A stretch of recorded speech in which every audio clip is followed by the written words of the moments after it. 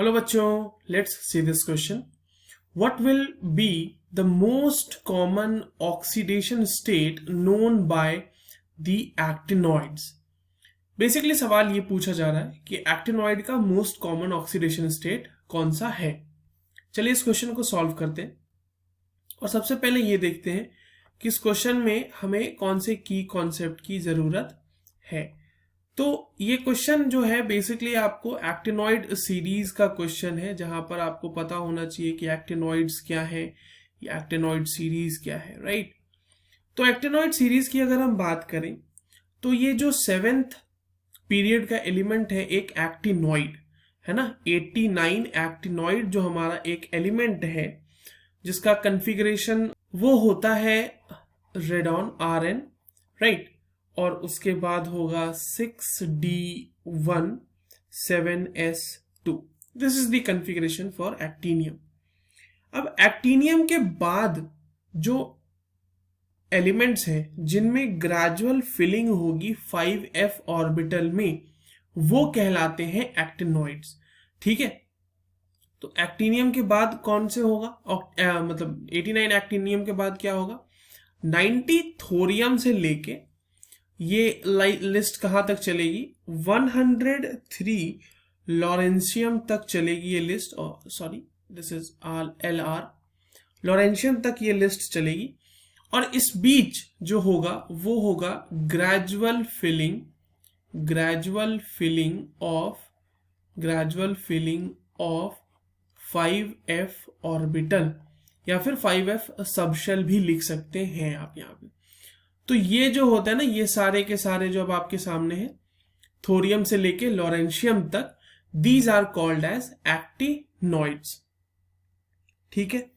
तो अगर थोरियम 90 के कन्फिगरेशन की बात की जाए तो लेट्स से लिखते हैं थोरियम 90 का कन्फिगरेशन. थोरियम 90 का कन्फिगरेशन जो होगा वो आपके सामने होगा इस तरीके से ही जिस तरह से एक्टिनियम का है, बट वहां पर हो जाएगा एक जो ऑर्बिटल है वो हो जाएगा 6D2 7S2. This is the configuration for thorium. You must be wondering कि सर यहाँ पे तो F में ऑर्बिटल आया नहीं, बट बच्चों जब इसका थोरियम का 3+ ऑक्सीडेशन स्टेट लेते हैं ना तो वहां पे 5f में इलेक्ट्रॉन आता है. ठीक है, वहां पे 5f1 हो जाता है वो.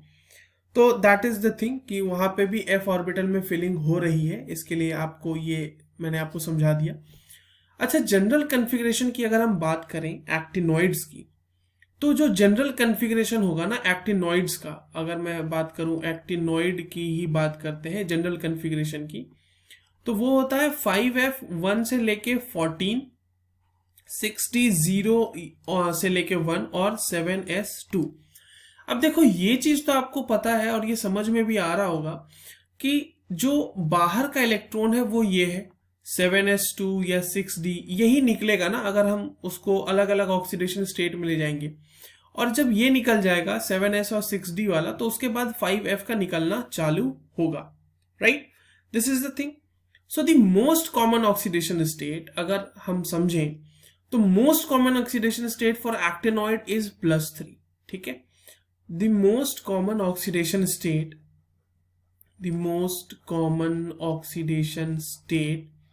of actinoid, oxidation state of actinoid की ही बात हो रही है, विल बी +3.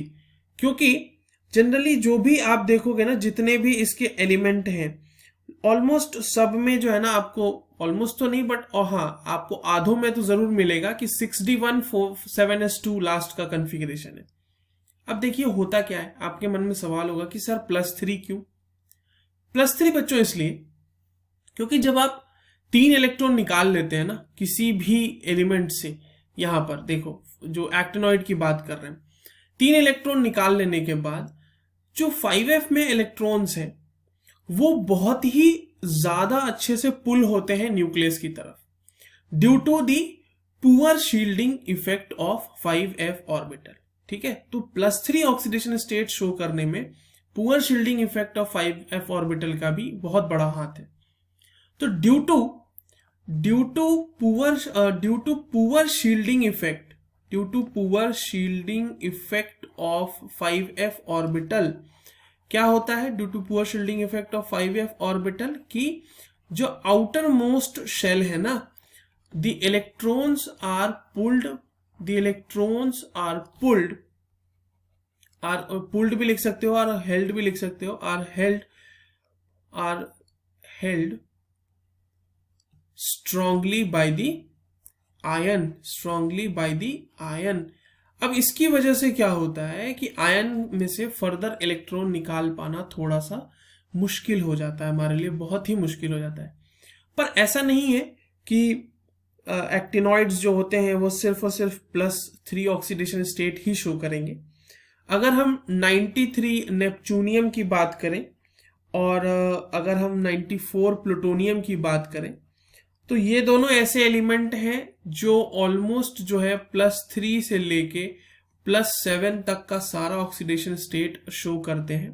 तो yes, it is a possibility कि इलेक्ट्रॉन मतलब जो ऑक्सीडेशन स्टेट है वो अलग अलग शो होंगे, but the most common oxidation state without any exception, हर एक actinide, even the actinium itself, actinium को भी इंक्लूड कर लो, एक्टिनियम और थोरियम से लेके लॉरेंशियम तक सारे के सारे एलिमेंट +3 ऑक्सीडेशन स्टेट शो करते ही करते हैं। बिकॉज मैंने आपको रीजन बताया कि 3 इलेक्ट्रॉन निकालने के बाद जितने इलेक्ट्रॉन बच रहे हैं ना, उनका पुअर शील्डिंग इफेक्ट होता है 5f की वजह से, and they are pulled very strongly towards the nucleus. तो उनका निकालना थोड़ा सा, उसके बाद इलेक्ट्रॉन निकालना थोड़ा मुश्किल हो जाता है। और ऑक्सीडेशन स्टेट में एक ट्रेंड भी ऑब्जर्व होता है, आपको देखने को मिलेगा कि थोरियम से जब आप नेपच्यूनियम प्लूटोनियम तक जाओगे तो ग्रेजुअली जो है ऑक्सीडेशन स्टेट बढ़ता है, और फिर प्लूटोनियम से लॉरेंशियम की तरफ जब हम जाते हैं तो ऑक्सीडेशन स्टेट फिर से घटने लगते हैं, right. So this was the thing which was to be discussed in this question. अब इसका आंसर क्या होगा सही? The correct answer for this question will be option B. I hope you understood this well. All the very best.